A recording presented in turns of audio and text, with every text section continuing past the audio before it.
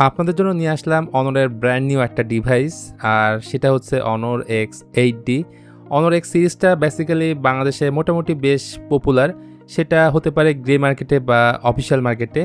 বাংলাদেশ মার্কেটে এটা একটা ভেরিয়েন্টই অফিসিয়ালি আসছে, 8 256 GB।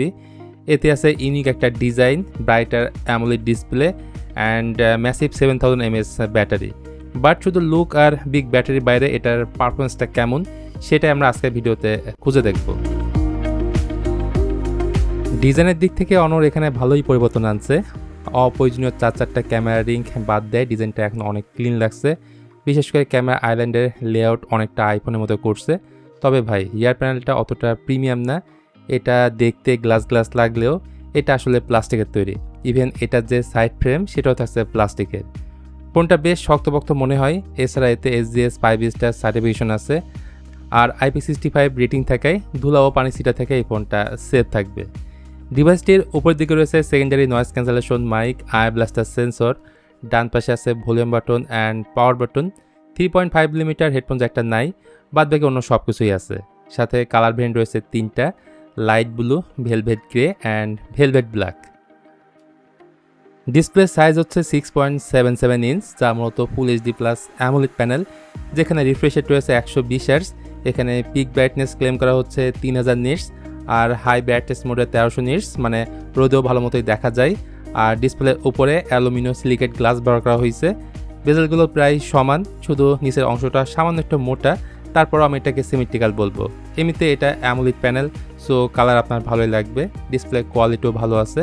তাছাড়া 3840 Hz PWM ডিমিং থাকায় চোখের ওপর চাপ কম পড়বে, সো এটা কিন্তু একটা ভালো দিক। এরপরে এই ফোনের রিয়ারে 108 মেগাপিক্সেলের একটা মেইন ক্যামেরা আছে, সেই সাথে 5 মেগাপিক্সেলের আল্ট্রাওয়াইড ক্যামেরা আছে, আর ফ্রন্টে রয়েছে 16 মেগাপিক্সেলের সেলফি ক্যামেরা। তো 108 মেগাপিক্সেলের ক্যামেরা ইদানিং আমরা কম ফোনে দেখতে পাই। তো ছবির কোয়ালিটি ভালো, কালার প্রায় অ্যাকুরেট, ডিটেল ভালো পাওয়া যায়, ডাইনামিক রেঞ্জ ঠিকঠাক। সাথে 8x পর্যন্ত আপনি ডিজিটালি জুম করে ছবি তুলতে পারবেন। যদিও আমি বলবো 3x পর্যন্ত জুম করেন তাহলে ছবির কোয়ালিটি ভালো আসবে। ভিডিও করা যায় সর্বোচ্চ 1080p 30fps এ। এখানে স্টেবিলিটির ঘাটতি নাই, মানে বুঝতে পারছেন এখানে OIS প্লাস EIS দুইটাই আছে। ছবি তোলার পর যদি এডিটিংয়ের দরকার পড়ে তার জন্য এখানে AI এডিট নামে একটা অপশন আছে, যার মধ্যে আছে AI eraser, AI upscale, AI cutout এবং পেইন্টিং। এবারে তাহলে এই ফোনের পারফরমেন্স। এতে রয়েছে Qualcomm Snapdragon 6S 4G Gen 2, যা 6nm ফেব্রিকেশনে তৈরি করা একটা চিপ, এবং এটা 4টা করে হচ্ছে Cortex A73, যেগুলো 2.9 GHz চলে, আর বাকি 4টা করে হচ্ছে Cortex A53, যা 1.9 GHz চলে। আর বাংলাদেশে এই ফোন একটা ভেরিয়েন্টে পাওয়া যাবে। 8GB হচ্ছে ফিজিক্যাল র্যাম, বাকি 8GB হচ্ছে অন্য র্যাম টার্বো, আর 256GB হচ্ছে ইন্টারনাল মেমোরি, যেখানে LPDDR4X র্যাম টাইপ এবং UFS 2.2 হচ্ছে স্টোরেজ টাইপ। সফটওয়্যার সাইডে এই ফোনটিতে আছে Android 16 অন টপ অফ ম্যাজিকওএস 10। তবে এই ফোনে কত বছরের আপডেট দিবে এটার ব্যাপারে আমি শিওর না। তারপরে এই ফোনটার ব্যাটারি অ্যান্ড চার্জিং, বলা যায় এটা একটা ছোটোখাটো পাওয়ার ব্যাংক। এখানে 7000 mAh সিলিকন কার্বন ব্যাটারি অনরের অন্যতম একটা কি সেলিং পয়েন্ট।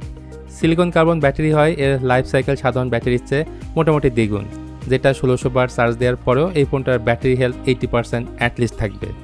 আর এই ফোনের বক্সে রয়েছে একটা 45 ওয়াটের চার্জার। তো এই ফোনটা বাংলাদেশের অফিসিয়াল মার্কেটে এখনও আসে নাই, অল্প কয়েকদিনের মধ্যেই এই ফোনটা চলে আসবে। তাই এই ফোনের অ্যাকুরেট দাম এই ভিডিওর ডেসক্রিপশন বক্সে আমি দিয়ে দিব, আপনারা একটু কষ্ট করে সেখান থেকে চেক করে নেবেন। আর ভিডিওটি ভালো লাগলে please hit the like button, share করতে পারেন আপনার বন্ধুদের সাথে।